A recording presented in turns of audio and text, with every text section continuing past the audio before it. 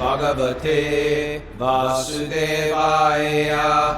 Om Namo Bhagavate Vasudevaya. Om Namo Bhagavate Vasudevaya.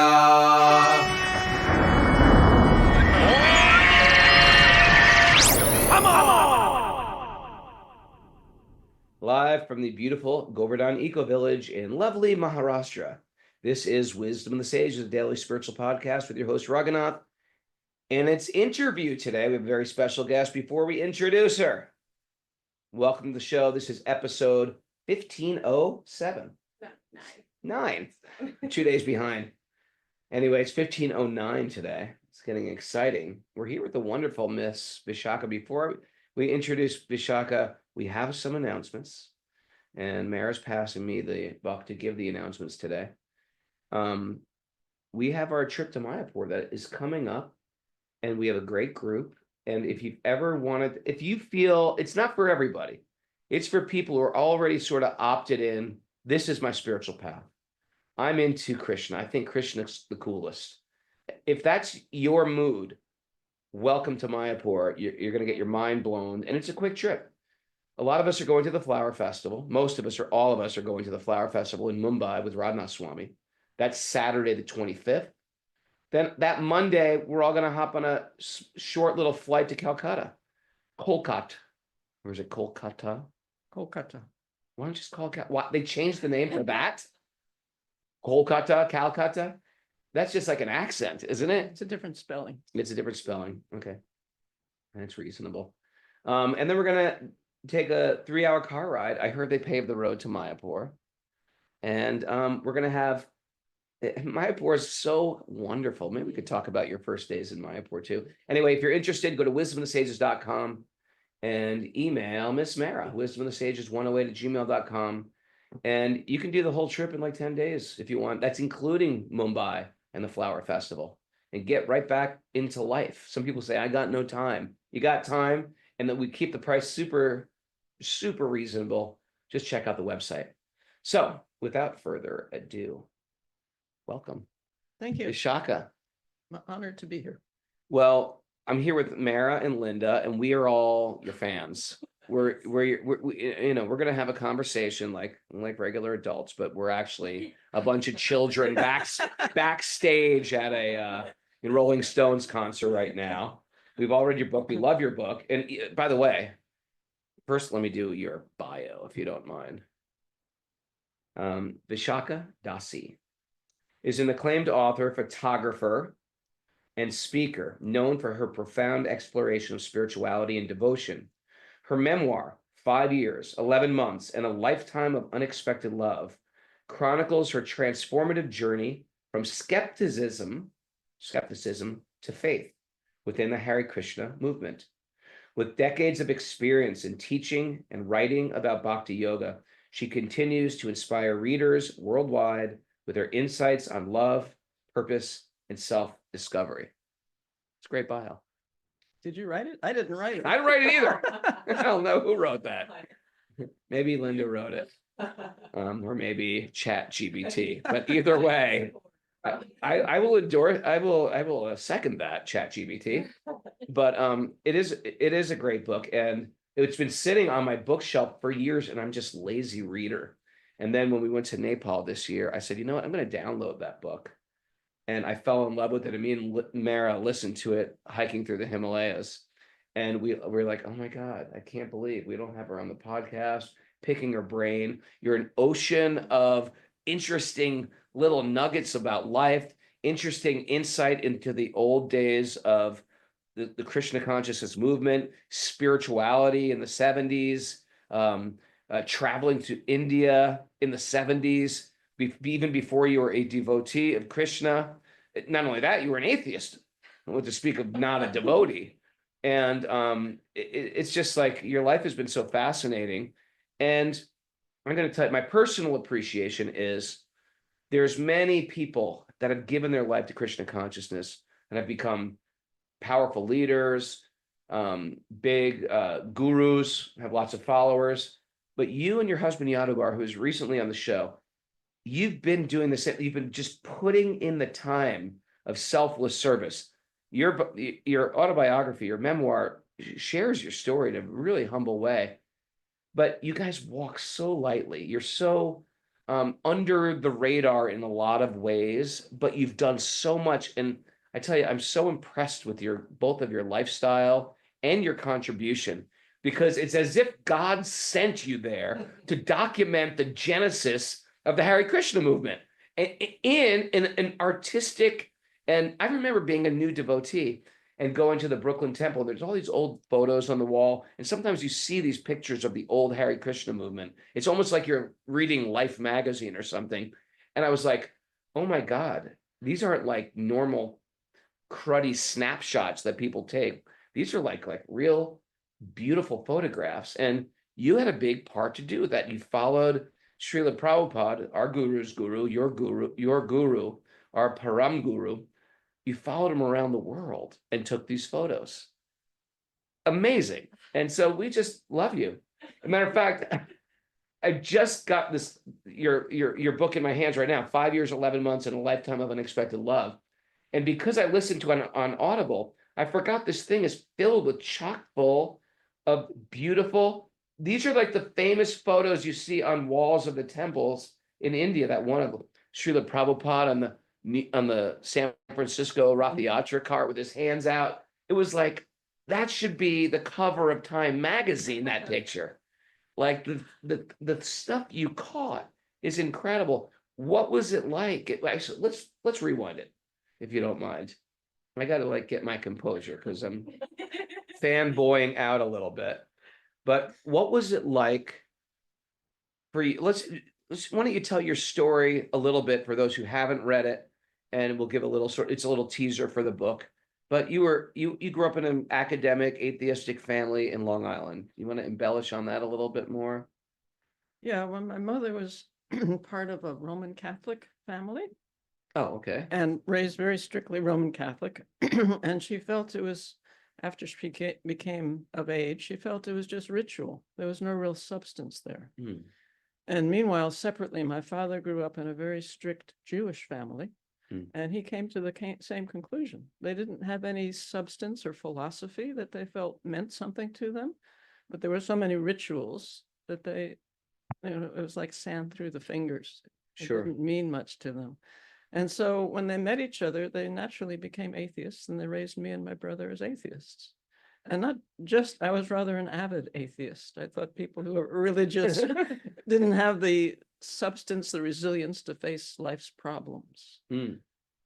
Interesting. It was an escape for them. Interesting. So yeah, it was really a transformation. I was not looking for spirituality, but at the same time, I felt an emptiness inside me. I was quite successful in photography, my profession. And you were young. You were a young published photographer. Yes. What was it? You did a book on photography, right? Yeah, close-up photography. Yeah, oh, really? It was a term What's paper. close-up photography? Macro, they call it macro photography. Like my eyeball? Yeah, that sort of thing. Your really? finger, close-ups of flowers and what have you. Right. So yeah, I took it to a publisher in New York, and he created a book from it. I was 19 or something. But I felt, even though that was there and I was very happy about it, there was an emptiness inside me, a vacuum. And I didn't know why, because I just couldn't figure out why, but it was quite profound, that emptiness. Like, here you are, this is your talent, you're a photographer, and what's a dream for a photographer? Get a published book. Like, okay, that should be it. Now I should be I should be completely fulfilled. But no, you see this in music, in art, in any different type of fame people get, or in a financial status. And it comes to, I call it you get to this point where you just go, now what? Exactly. Right now, exactly. What? Yeah. And how did you meet your husband, who's also great, and I love him to death, and he's also the most sweet, approachable man ever, and photographer and filmmaker. Where did you two meet? We were both going to photography school. He was getting his master's, and I was an undergraduate. Okay. And we had a common professor who taught both of us, and he invited both of us separately to come help hang a photographic exhibition in the Student Union at Rochester Institute of Technology. At RIT, RIT. very respected school, Very, very, yes, very respected, very home respected. of Kodak. And the whole, oh, that's right. Which went on, isn't it amazing that Kodak is just finished? I don't think they exist Never- yeah, anymore. yeah. Anyway, I will wander away into trivia and nostalgia. But, so you met each other, and was he spiritually minded, your husband? He was much more than I was, yes, Okay, yes. now, how did your trip to India start? You were asked to go on an assignment? Well, he decided to do his master's thesis on the Hare Krishna people. Oh, there you go. So he wasn't a Hare Krishna person. No, Was he fascinated by it? Was he fascinated He and was. attracted. Fascinated Oh, and really? attracted, yeah. interesting? Came from a pious background, unlike me. Right. What was his? He was like was he like a surfer, California? That's right, Okay. that's right. And you were a Long Island skeptic atheist. That's me. Okay. And so he said, I'm doing a thing on the Hare Krishnas, and you were his girlfriend at that point? Yes. And he said, why don't you come? Well, first he went. He was Okay. there for about 3 months, and then he wrote to me. He wrote amazing letters. He went to the Kumbh Mela, the Oh my 30 million people who come for, it was like amazing experiences. By the he was way, it's having. 400 million this Oh, year. I know, I can't, It's gonna- unbelievable, it's- just unbelievable. That's unbelievable. That's more than the population of the United States. That's unbelievable. Okay, go on. Sorry. Yeah, so he wrote to me, and his letters were just extraordinary. And so I was eager to come. I was curious. So I went to India. That was the beginning of 71.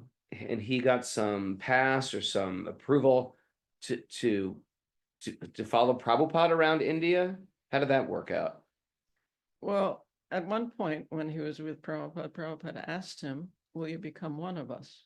Oh, And at that time he wasn't ready. He said, I don't think so, Prabhupada. So Prabhupada said, then you cannot stay. oh. And he understands it today that it means that if you don't become a devotee, you really can't hang around devotees indefinitely. Okay, okay. Yeah. That makes sense. But Prabhupada didn't bring it up again, and he kept traveling with them and became a devotee. There's a power of association. There's a power of association of good people as opposed to bad people. But your generation, the generation that, and I ask this to a lot of disciples of Prabhupada, because when we speak about finding a guru, and we like to say it's not a romantic thing. It's not a thing based on a person's beautiful kurta. It's not a person's beautiful hair or lack of hair. It's not based on a beautiful beard. It's based on studying sacred literature and understanding what a guru is first, and then using your discernment to choose what a guru is.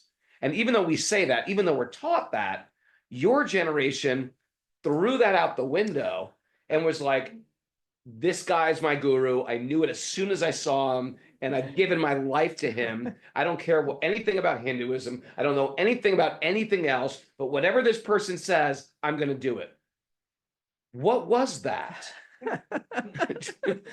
That's Krishna's magic. That's Prabhupada's magic.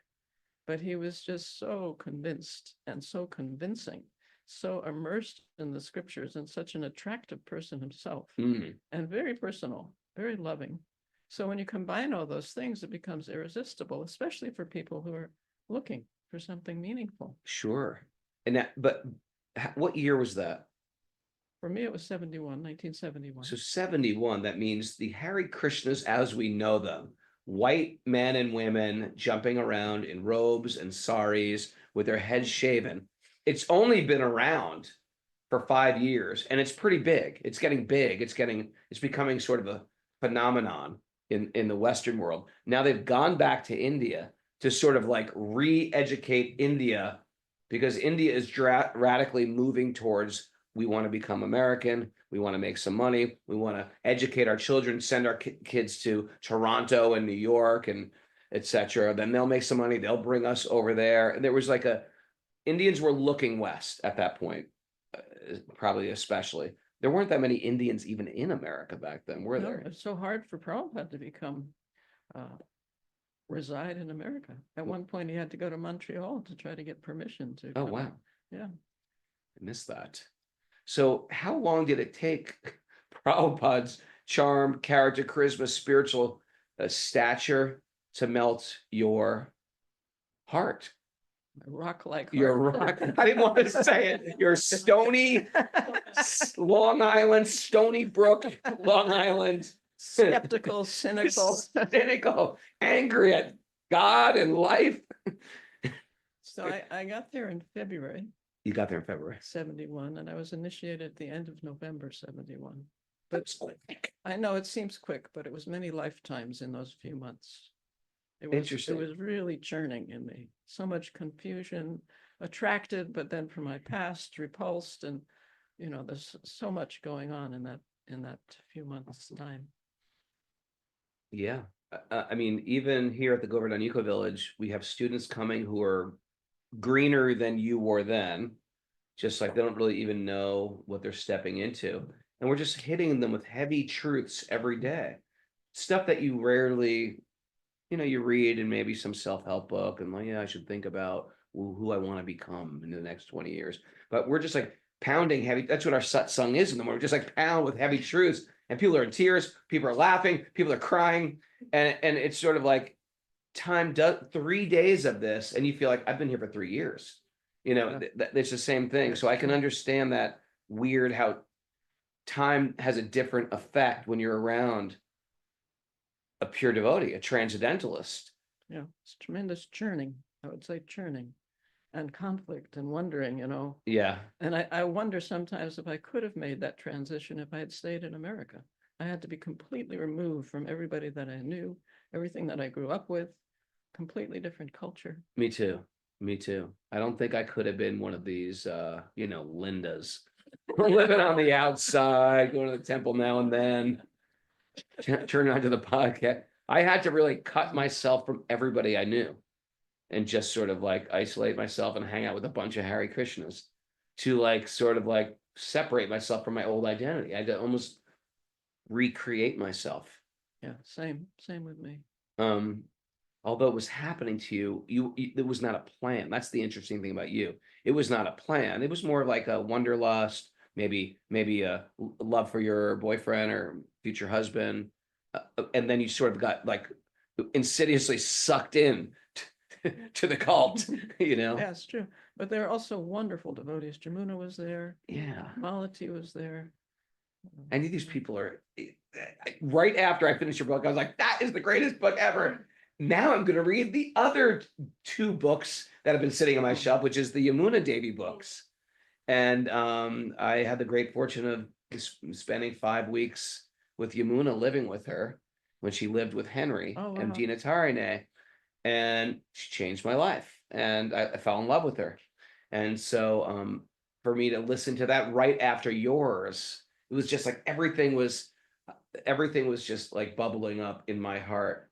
And I've romanticized about those days, which everybody does really, sort of. If you're a card carrying Hare Krishna, you romanticize about what it was like in 1972 or 73, or traveling around India with Prabhupada, or Vrindavan before the Krishna Balaram temple.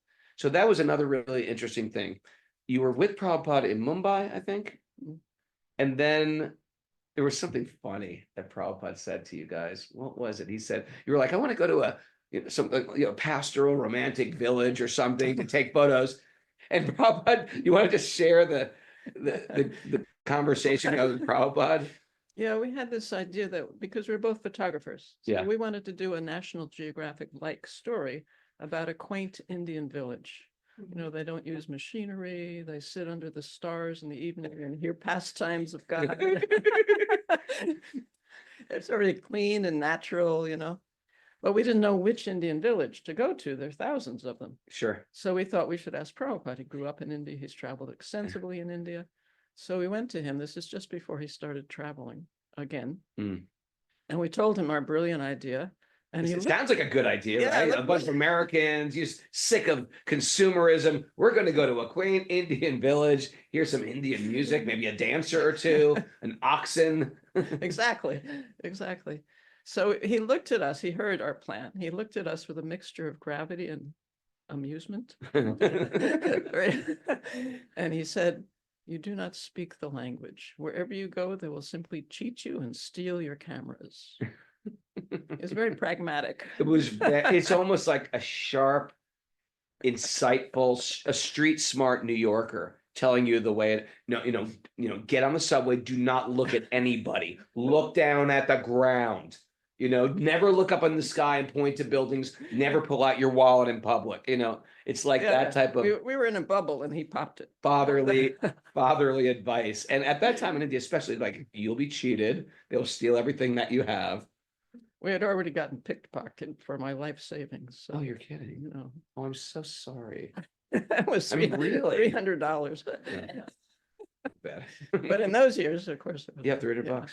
So anyway, he said that, and then he paused, so that sank in. And then he said, best you go to Vrindavan and you do your photographic story in Vrindavan. And what is happening in Vrindavan in 1971? Lots of bhakti, lots and lots of bhakti. That's beautiful. I was about to say nothing, but you're like, you gave the positive answer. And bhakti is happening. So you're in, just try to understand this, people who are listening. Here's Vrindavan, which now is like, I don't even know how you even deal with it now, because it is so overwhelming with horns and taxis and a cacophony of sounds and animals mixed with buses and electric carts and, cell towers. It's just like, remember that commercial, people start pollution, people can stop it, and the Native Americans crying, you must be like that Native American, just like, people have come to Vrindavan and just crying. But it's okay. So it's before all that stuff was there. There's not even a ISKCON temple. Where did you go? Who did you talk to? What did you do? Like, I'm always fascinated about like Raghunath Swami, who stumbles into Vrindavan before there were the Hare Krishna movement there. Or even Shyam Das, not even from our tradition, came to Vrindavan, or even Krishna Das came to Vrindavan. But you came to Vrindavan before. It's like, I went to Vrindavan in 1988. It was weird enough with the Hare Krishnas there. It was bizarre enough. There was no phone. There was the mail. Once I went to mail a letter, and I couldn't understand if my mom was getting mail. I went to the Yamuna to take bath, and I saw a bag of mail floating down the Yamuna. I was like, what is there no rhyme or reason or order in this country? Then the electricity would go out for 9 hours, and then it was one after another. So now we're rewind that to 1971 before we even made a dent. How did you figure out what to do, who to talk to, where to go, what even Krishna and puja, and who's a saint and who's a sinner and who's a thief and who's a crook and who's a holy person? How did you figure that out? Well, fortunately, we found 2 people in Vrindavan that spoke English. Wow. Yeah, Indians? Indians. Sure. Fortunately. Nice. So the first night we arrived, it was very late. We slept on the porch of a church. You got an Airbnb that night? No, it was Just the like you porch just of did a it with temple. your phone? But the next day we found this elderly man who spoke quite good English, and he arranged for us for 50 rupees a month to rent a little flat. 50 rupees a month. Okay, keep going. And it was near the Radharaman temple, just down the road from the Radharaman temple. How nice. Yeah, it was beautiful. The only trouble was it had bats in the bathroom. Oh, bats in the bathroom. You can write that on the Airbnb review. Everything was great, quite beautiful, close to Radharaman. We had bats in the bathroom. Oh, I'm so sorry about your stay. Please, we are working on getting all the bats out. And then I would wander during the day and take pictures, and it was just transformative. Just- Actually, I entered Vrindavan as an atheist, and after a month, I left it as a theist. Wow. Wow. And no one preached to me because only 2 people spoke English, and they didn't preach to me. They helped us, but they didn't preach. I'm very, very interested in what was those emotions churning? How did it come out as theism? Because even if I knew nothing really that much about Krishna, and maybe you did know stuff about Krishna consciousness, but to me, it just seemed like, what are these people doing? It still seems very foreign compared to what I know of religion, which is gravity, holiness, almost like a fear of God, gorgeous cathedrals, even in a cruddy little hometown of Danbury, Connecticut, where I grew up.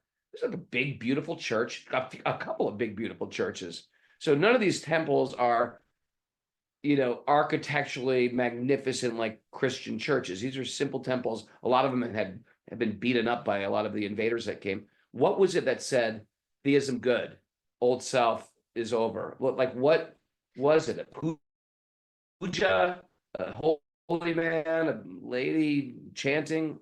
It was really faith, the faith of the residents of Vrindavan. And after a month of being in their presence, I felt that was the emptiness in me, that I lacked faith. I know. Wouldn't your skeptical mind say it's just blind faith? Aren't these people as dumb as all the other religionists? But you see, where I grew up, people counted success as you had a lot of money, you had comfort, you had prestige. That's a good one. And those people didn't have a lot of money. They didn't have comforts. They didn't have prestige, none of it. And yet they had a sense of satisfaction and fulfillment that was palpable. And meanwhile, in the West, those people had money and prestige and comforts. They were searching, they were unhappy, disturbed in their minds. Isn't that interesting? And that was in 1971. There's nothing there. It's a dusty village. What month were you there? That was a hot month, I think July. July in Vrindavan. Like you could fry an egg on the pavement. It's like there aren't pavements. There's no pavement. If there was paved, there's just dust. Everything is covered in dust. Like if you were to bring a Sears power washer, you could make the whole place look new. But it's just dusty and 108 degrees, 109 degrees. They do sweep, so they move the dust around. They do sweep it up. Yeah. But truthfully, there is a tangible, a noticeable, palpable happiness in the hearts, in the eyes, in the children, and a joy, and people offering prasad to you. Like you're going to offer it to me and you know me. Just that type of hospitality that sort of is completely lost in America now. They have it. It's beautiful. Now, did you meet a lot of locals or did you keep in your own private little bubble? No, I would wander the streets and photograph. And then eventually I started photographing the widows in the temples who were chanting Hare Krishna. Let me interrupt with this one. Did you get to befriend any of them? Well, I didn't speak Hindi, they didn't speak English, but I observed them. Yeah. And they would chant for 3 hours. And it wasn't like they wanted to chant. It wasn't like they were forced to chant. They wanted to chant. And then after that, during the day, I would see them serving the pilgrims that came, sharing their whatever they had with the animals. It was amazing. It's amazing. And I remember reading an article maybe 10 years ago about the horrible lives of the women of Vrindavan. It was in some magazine. Do you remember what I'm talking about? Yeah. And it was like, I was like, these people whoever wrote this article didn't get it. Like they don't, I can't speak for them, but when I read that article, I was like, they don't get it. This is like the joy of their life. They're here dying in Vrindavan. They're coming together in their old age, retiring. Sure, the conditions are horrible. They're sleeping on the floor. Everybody sleeps on the floor. Millionaires sleep on the floor in India, or at least in old India, it was like that. What was your takeaway of the widows of Vrindavan? Well, that's who I was associating with, the widows. Yeah. So but what was your takeaway about them? Like they were miserable? I just want to know if that article had some truth in it, or if it was just, I think they just read it there wrong. are widows that the families that they're part of feel they're burdened, so they send them to Vrindavan. But Okay. I think that came later, because when we were there, they seemed to relish being in Vrindavan. They left the complexities of family life, the obligations behind. They just devoted themselves to Krishna. It's beautiful. Yeah, I could understand how that could touch your heart.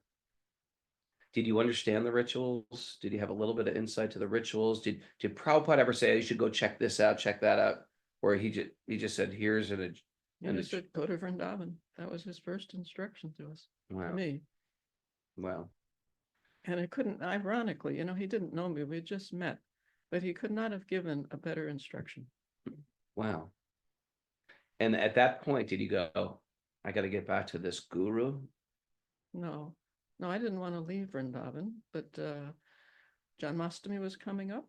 Okay. And then Vyasa Puja. And so we were asked to make an all India Vyasa Puja book for Prabhupada. Okay, so Glorifications, yeah, you better explain. Yeah. I just want to, but first of all, Janmashtami is Krishna's appearance, biggest holiday. You know, all over India and now all over the world, Krishna's appearance day. It's like you know, our Christmas or something. Vyasa Puja is sort of our Christmas. It's the birthday of the guru. And so now the devotees who you weren't even officially opted in, but they're sort of like, okay, these guys are photographers, you're in charge of the book. Is that how it happened? That's how it happened, yeah. Gurdas and Jamuna came through Vrindavan, just visiting. And Gurdas said, you know, I want you to do this book.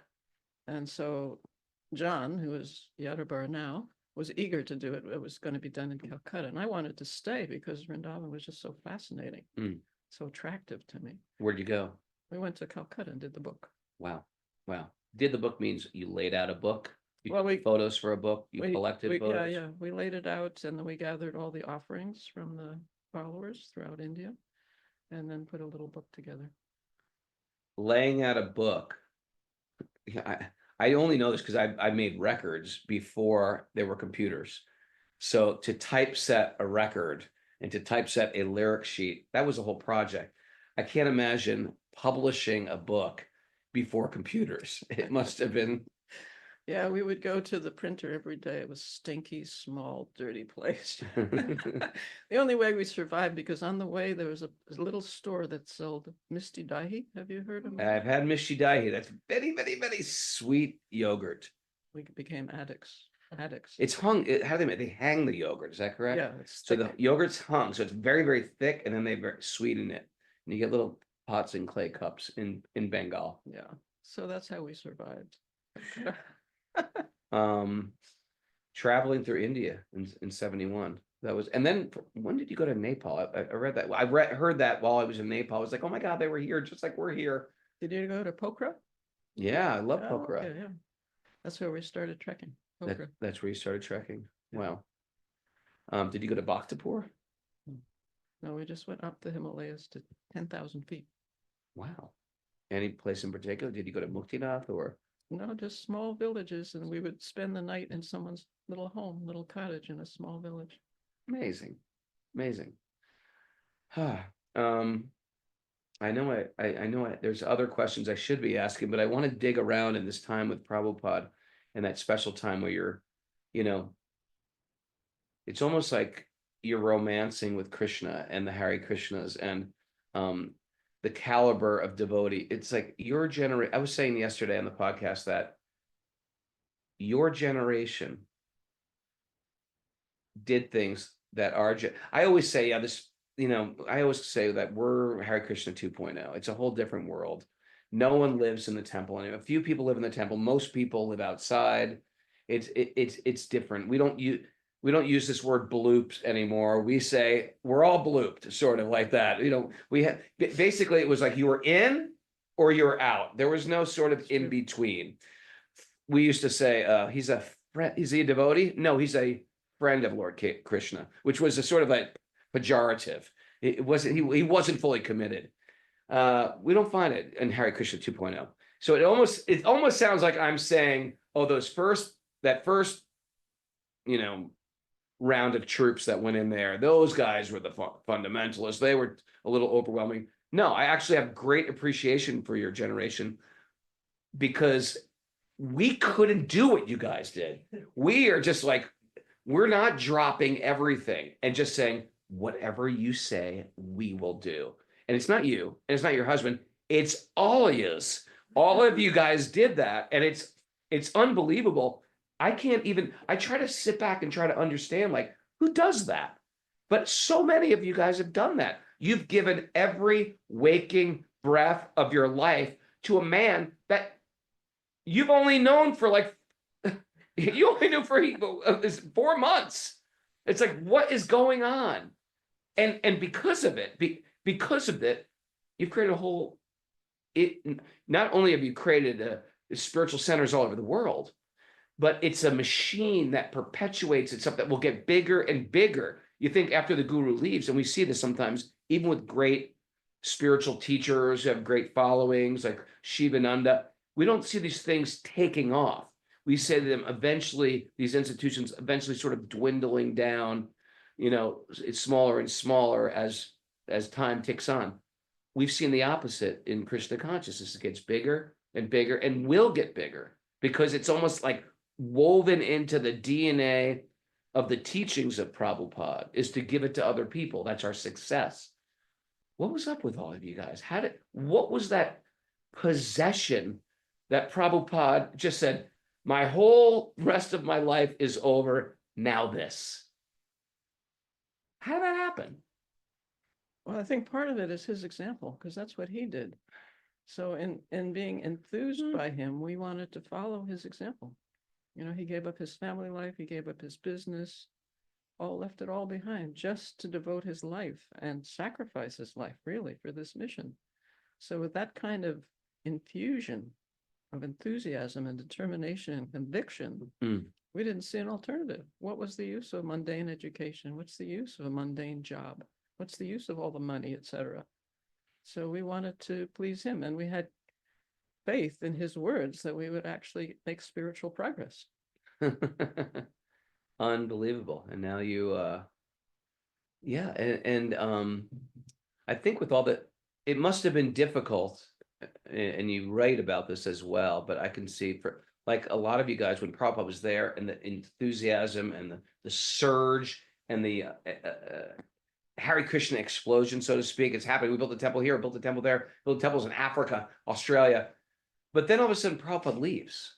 He leaves the planet and everyone's devastated. It's like, and then it's like a bunch of children, almost like Lord of the Flies, or like all the children are left to take over and like they don't know what to do. And they're confused and I'm not even saying it's a power grab. I'm not even saying in a bad way. It might maybe some ill intention, but somehow just like, how do you keep this going?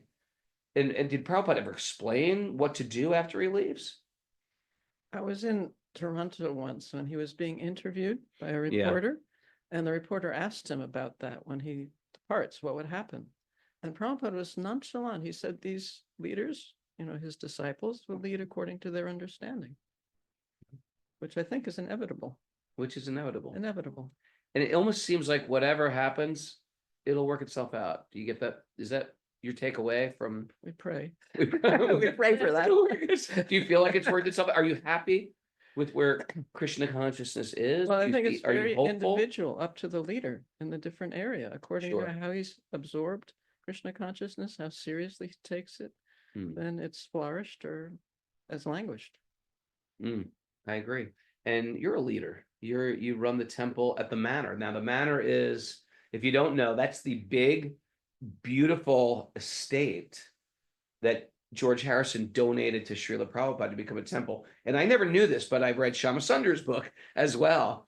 And he was talking about, George gave us this gigantic estate, but there was nothing in it. There was no furniture. There was we didn't know how to clean it, how to fix things. It was like a giant old mansion, which can have, giant old problems as well.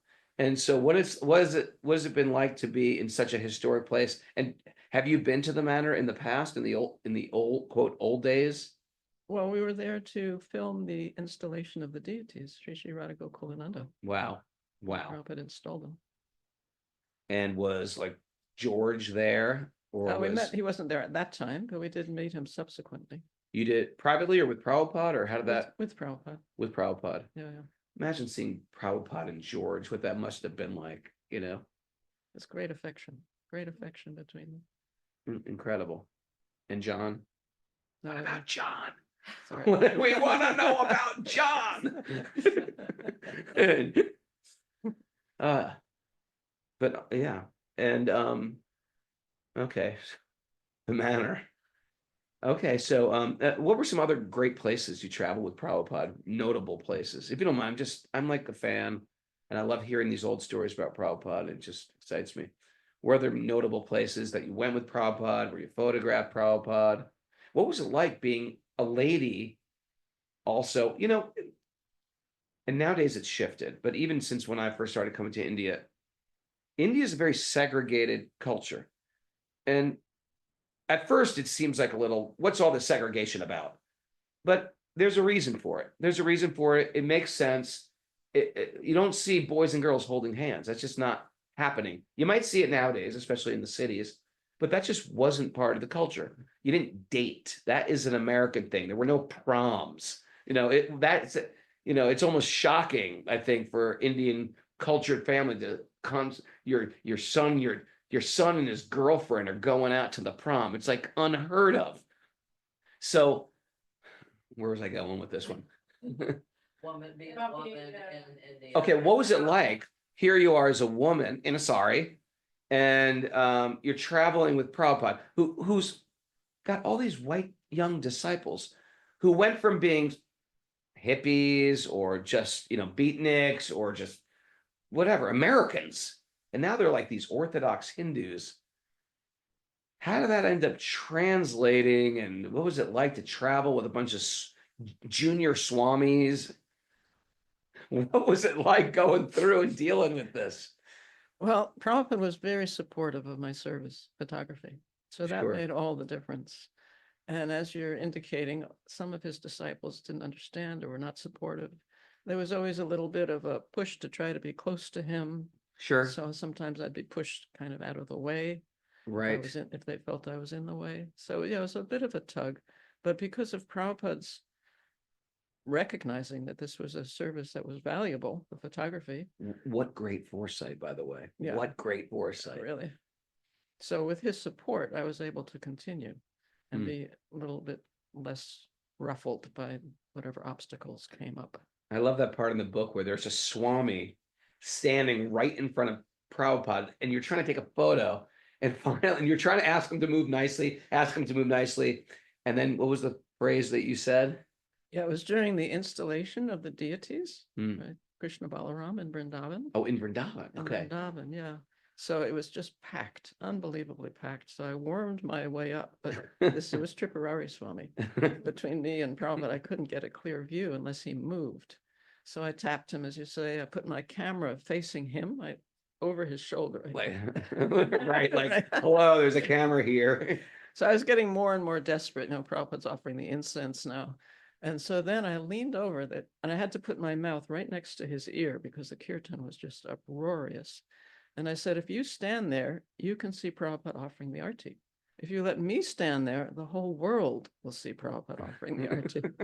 So he's a book distributor. He's called by Prabhupada the personification of book distribution. So he's a preacher. So he took one long last look. I didn't know what he was going to do. And then finally he moved aside. So I was able to photograph. Wow, that's a beautiful story. But yeah, you have to nudge. Sometimes you have to nudge to get forward. Thank God you nudged. Thank God he moved. Thank God he moved. Okay, so that was the installation of Krishna and Balaram. Like, this temple's going to be there for 10,000 years at least. Like, what was it like to be there in the beginning days? Western, that was 1975? Yeah, it's the 50th anniversary coming up in April. Oh, wow. Ram Navami. Wow. Will you be there? No, I have to be at the Manor. I You have want to be at the Manor. Well, I'm going to be at the Manor in April. Let's do a program at the Manor. Fantastic. We're finishing our shelter tour, ending in London. I'll come to the Manor. Exciting. I'm be looking honored. forward to that. Yeah, will you show me around? I'm sure there's got to be some secret passages in that building. That's the first thing that comes to my mind. Prabhupada's rooms are amazing, just amazing. Prabhupada's, He spent so much time in those rooms. You can feel his presence there. Mm. Prabhupada. What was the greatest takeaway from being with a person like that? From being with an acharya? Did you feel like,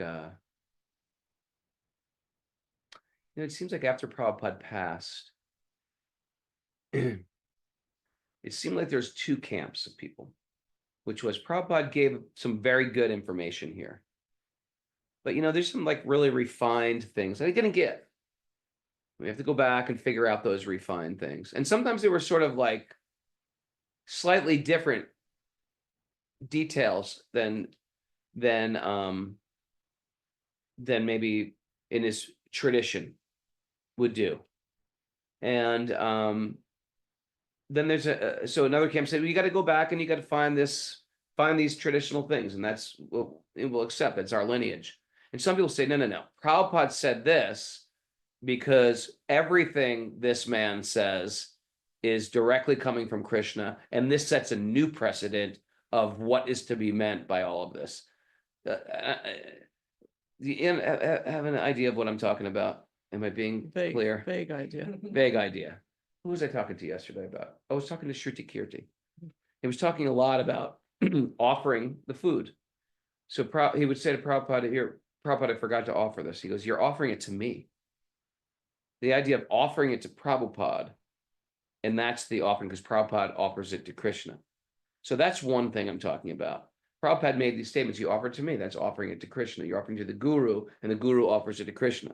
I don't know if people do it like that. I think they get permission from the Guru to offer it to Krishna. You know, I don't think the offering is directly done through Krishna, through the Guru. Does that make sense?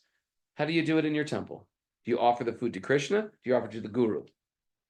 Well, from what I understand from the deity ministry, ISKCON deity ministry, that when Prabhupada was here, we offered it to him, he would offer it to his guru, and this way, through the parampara, it would go to Krishna. But apparently there's also, you can offer it to Krishna and then he'll eat it because, and it'll come the other way. But we were always taught that we offer it to Srila Prabhupada because we don't offer it directly. And then through the parampara, Krishna will accept it. Okay, I've got a couple questions written down. I'm gonna look at them if you don't mind. Excuse me. Want to ask me a question in the meantime while I get my life together here? Oh, the title of your book's intriguing. So it's 5 years, 11 months, and a lifetime of unexpected love. Can you explain its significance and how that encapsulates the essence of your story? Yeah, the 5 years, 11 months is the time from the time of my initiation until the time of Prabhupada's passing. Oh, wow. It was 5 years, 11 months. And that was such a transformative time in my life that I named the book that because has such significance for me personally. I've had a lot of complaints about the title. Hard to remember. I think you even asked me, he's like, what do you think of that title? So we're going to change the title at this point? Everyone who complains hasn't come up with a better title. I like it. 5 years, 11 months. I'd call it that because I've been saying it wrong, actually. I've changed it to "And a Lifetime of Devotion," but it's not. It's "In a Lifetime of Unexpected Love." But I think it's a great title. It's an intriguing title. I heard the audiobook on Audible, but I'd get the book. If you can read, wait a second. It won an Indie Book Award too. It was a finalist in the Indie. I didn't know that. What is that? It's actually a respectable book club, or I don't know. They read a lot of books. That is yeah. That is very wonderful. Okay. We also just found out that she wrote a bunch of other books. Yeah, we just found out. In researching this book and trying to explicitly find the name, I was thinking, wait a second, she wrote another book. No, I just forgot the name of that book. What was that book? Harmony. Yeah. Harmony. What's that book about? That's about living in Sharanagati, off the grid. So you lived off 10 the years, grid for 10 years. 10 years in Sharanagati, That's- British Columbia. Yeah, no more complaining, Linda, about anything. She's living off the grid for 10 years. And did you have children? Sorry? Did you have children there? Yeah. Yeah, our daughters were there. Living off the grid in Sharanagati. And Sharanagati is like in the middle of nowhere. British Columbia. Yeah, I went there. I visited Yamuna there. Oh, how nice. Yeah, maybe you were there. Wow, I don't remember that. That was like 1991 or 1992 shelter tour. Wow. We came through town. Shelter came through, went to Sharanagati, Wow. went into the old gold mine. No, we were there from 2000 to 2010. Okay, we missed you. But that in itself, so you wrote a book about your life that is like a memoir of your time there? Yeah. Well, I tried to weave in the teachings of Bhagavad Gita to life in that rather remote, simple village. I can imagine that that shift alone is a spiritual experience. I mean, if you have your home, in one sense, maybe I'm way off. I was just about to say, like, there's no busyness any longer. We're caught up in busyness to maintain something generally we can't afford. But once you move to that, there's nothing to do. And then you're just left with life. Left with your mind. And you're left with your mind. Is that one of the highlights of your transformational experience there? It was wonderful. My husband was working on this project, the Following Srila Prabhupada project. Mm. So he would go off and do that. And then there's a school there. So my daughters would go to the school. And so I was left with my mind, which is quite confrontational. It's constantly churning, and to be just aware of that and to deal with it is quite amazing. Yeah. And in one sense, these are places of paradise. I've heard people, I've had a friend who wanted to live off the grid, and it's a very romantic thing. It's like, I'm sick of the noise, I'm sick of the clutter, I'm sick of the expenses, I'm just going to live simple off the grid. And he just said, it just gets too much. It just gets too much because a lot of times you can resort to just bad habits because your mind is part of you and your habits are part of you. Mm. And unless you can conquer your bad habits. Well, that's the beauty of association. It's a community. Sure. There are many, many families living there. And so we're all trying to conquer the mind. We get together and we give each other strength.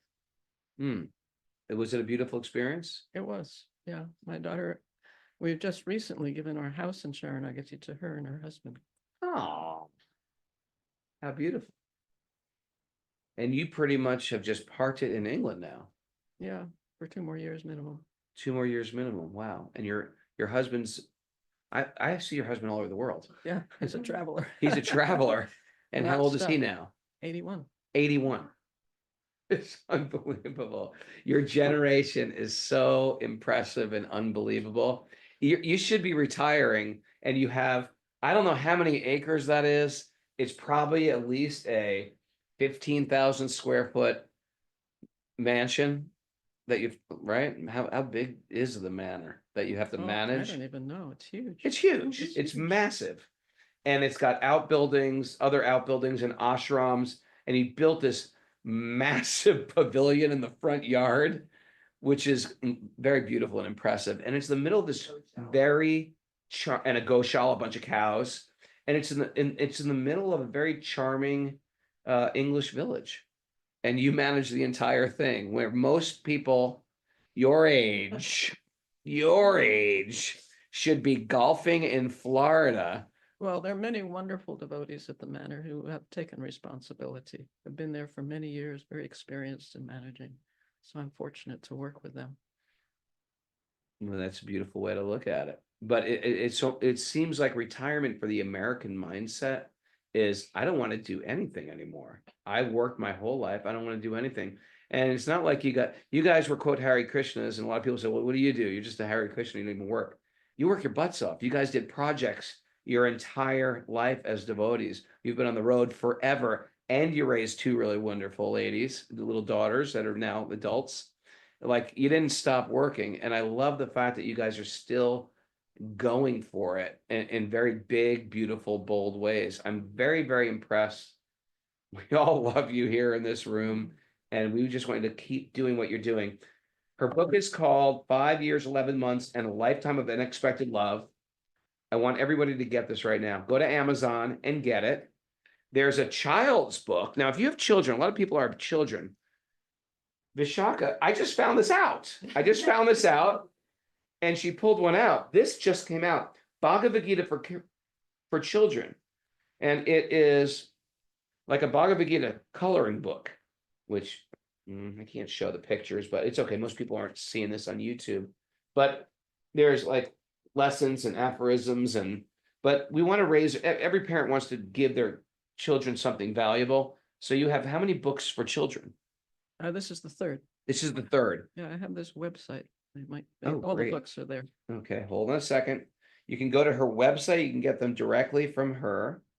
It's our spiritual community. Journey. Sorry, ourspiritualjourney.com. OurSpiritualJourney.com. Can you get all your books there? Yes. Okay. Should I say Amazon or just not even talk about Amazon? Well, from there you go to Amazon. Oh, from there, I'll take you to Amazon Ready, or just go to Amazon. I just went to Amazon on my phone before she sat down, and I was like, wait a second, are there many Vishakas? Or has this woman written multiple books? I thought you had written one book, and my mind is blown. So this is great. Now I'm going to read your other book about living in Sharanagati. I hope you enjoy it. I'm going to definitely enjoy it. I might even move after talking, I'm ready to move to Sharanagati. I'd love to have you, all of you. Thank you very much for joining us. Thank you so much. It's an honor to be in your company. Probably feel the same way. So honored. Thanks to everybody who listen every day on Zoom. Every day I turn on Zoom and I'm like, no one's going to be here. No one's going to really be here.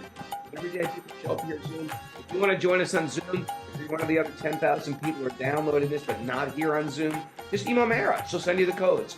wisdomofthesages108@gmail.com. Just say, give me the codes. Give me the codes, Mara. And she will send you the secret codes to enter into our coven. Thanks for all the others out there who listen. We don't even know you're out there. Write us. Tell us where you're coming from. Tell us your backstory. We'd love to get messages like that. We read them on the show sometimes. And remember, Mayapur. We're having this retreat in Mayapur. And what's the date on that, Miss Linda? January 27th, right after the Flower Festival. It's good to February 3rd. So you come to Mumbai, you just come to Kolkata. We make it even shorter. If you want to add on 3 days, come to a flower festival, hang with us in Mumbai, picking thousands of flowers, literally tons of flowers that get showered upon the deities. If you've never done it, even if you've seen pictures, you'll never quite get it until you do it. It's a mind-blowing festival. I had a real cynical lady with me one year. She was just cynical, a little hard-hearted. And she was sitting in front of the deities and doing chanting. And they were pouring the flowers over the deities. And she was just sitting, watching. Everyone's chanting around her. Place is packed. Just watching. Her face is a little drip. And then the Pujari just picks up the flowers and throws them in the air. And she bursts into tears. It's just like an amazing, there's something amazing about that festival. There's something amazing about devotion. There's something amazing about Kirtan. And we are so glad you're here. And we're so glad you're here. Happy to be here for the whole rest of the month. Hare Krishna. Thanks, everybody. It's a beautiful day for a beautiful day. Let the magic continue to flow. Hare Bol. Vishaka Devi. Hare Bol.